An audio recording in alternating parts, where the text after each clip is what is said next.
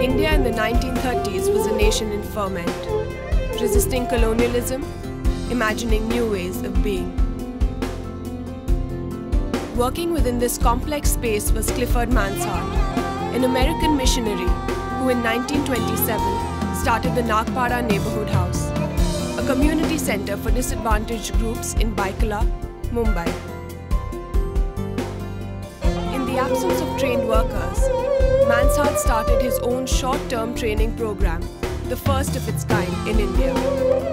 With the help of the Sir Dorabji Tata Trust, set up in 1932, this venture culminated in the formation of the Sir Dorabji Tata Graduate School of Social Work in 1936. In 1944, it was renamed the Tata Institute of Social Sciences.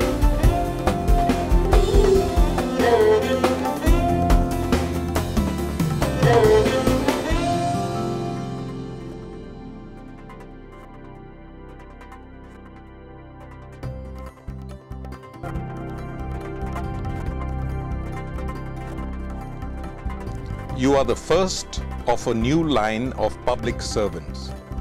You seek the fullness of life for the people of India, an enterprise in which you have the right to ask all men of goodwill to join you. The fulfillment of this enterprise will not come as a fully developed utopia. It must be built up family by family, neighborhood by neighborhood, community by community, city by city, state by state. It is not a 100-yard dash, it is a long-distance championship. Since early 2000, the focus of the Tata Institute of Social Sciences has been to democratize access to high-quality professional education in the area of social sciences. So what we started with an intake of about 200 students per annum in 2004. In 2012, we recruited somewhere close to about 800 students for our master's programs. It is in 2013 and 14 academic year, the Mumbai campus alone will be admitting students to 31 master's programs. The Guwahati campus will be admitting students to 6 master's programs. The Tuljapur 1 program and Hyderabad 3 master's programs. In addition to that, Hyderabad, Tuljapur and Guwahati also admit students to 5-year integrated master's program in social sciences, an amazingly innovative program. MPhil PhD program has expanded significantly in the last 10 years.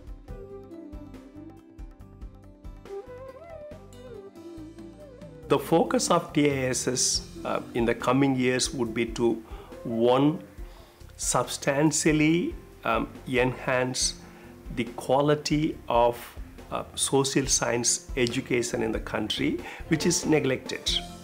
Because most children go to engineering and management, and in that context the social science discipline as a whole and arts and humanities suffered. What the TIS is trying to do is to enhance opportunity to receive quality education in disciplinary and interdisciplinary areas of social sciences, and that is one important part of it, education and research in that area. The second set of initiative is to strengthen and support quality improvement in the elementary and school education. So TISS would be investing significantly in teacher training programs as well as teacher trainers. So it's going to be offering B.Ed. M.Ed. programs across all campuses as well as the MPhil PhD program in education. And we will be working with the state governments and the central governments very closely in order to reform the quality of primary education and secondary education. The third focus is to strengthen the employability of Indian graduates. At this particular point in time, only 20% of the graduates from our universities and colleges find employment. And out of this 20%, only about 48% find employment in the formal sector. In other words, the employability of Indian graduates is somewhere around less than 10%. And that is a serious issue. What the TIS is trying to do is to create a vocational education program where the students in the universities and colleges, as well as those who have graduated, would be able to gain an employable skill along with their education so that they are able to meet the needs of the economy and at the same time they are able to be employed gainfully. So this is another important area in which TIS is going to be supporting. TIS is a multi-campus university with multiple centers across the country, having teaching and training programs and research initiatives on a range of issues across the country. We are well recognized by the government for the way we have contributed to the nation. In the first NAC committee assessed TIS to be a good institution and awarded a certificate. In 2010-11, the second review committee of the NAC assessed as one of the best universities in the country by offering 3.82 out of 4 point scale. TIS's score is only second to another university which has about 3.89. What we are trying to do is to push the scale on expansion and quality and equality to a greater height. We envisage that the campuses in Hyderabad, Tuljapur and Guwahati would have somewhere closer to 1,200 students each for the undergraduate and postgraduate programs, and somewhere closer to 200 to 250 students each for their MPhil PhD program in a range of areas. The Mumbai campus is set to expand considerably. The Mumbai campus alone would have about 3,500 students for its master's programs, but its strength is going to be in its doctoral program. By 2017, the TIS campus, Mumbai campus, would have 1,350 students, scholars enrolled for their doctoral programs in a range of cutting-edge areas. By the end of the 12th plan, the TISS, through its multiple campuses, would have over 6,500 master's students, several hundred undergraduate students, and about 2,000 doctoral students. TIS's ability to create knowledge in basic and interdisciplinary applied areas would have a significant contribution to make for the country. Funding for higher education has been difficult in the last 2 decades. While the ambition of the government is to enhance access to higher education, but expansion is not always followed by resource availability.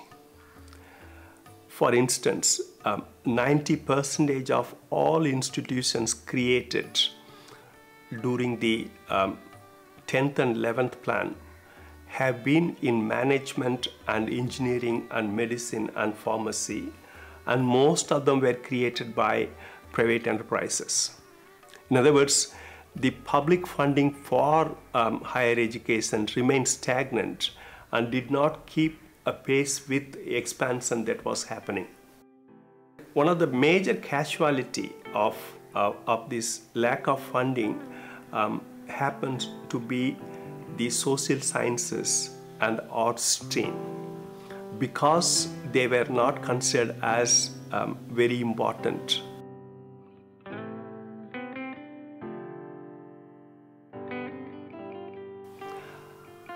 we need support. The state is not in a position to provide for all growth, all forms of growth that TASS is envisaging. But it is important that we are able to mobilize resources from foundations, corporations, and businesses. It is important for businesses and corporations and foundations to support education in interdisciplinary areas of social sciences, fundamentally because they are going to provide the knowledge for the businesses and industries are going to operate in that environment. 97% of India's institutions produce for creating that 5% of the labor force that works for the organized sector, whereas the 95% of India's labor force is not covered by the higher educational institutions at all. This is going to have a serious implication to India's economic and social development. So what TISS has been trying to do is to expand social science education that is socially relevant and contributes to building an inclusive society and contributes to inclusive development. We as an institute want to raise the bar to the transformation process. This would in turn involve the youth of this country and address every region of this country for both Indian impact as well as global impact. The request through the TISS Emerge campaign program is to seek help and participate in this journey along with us for the transformation, growth, and continuing excellence that is needed.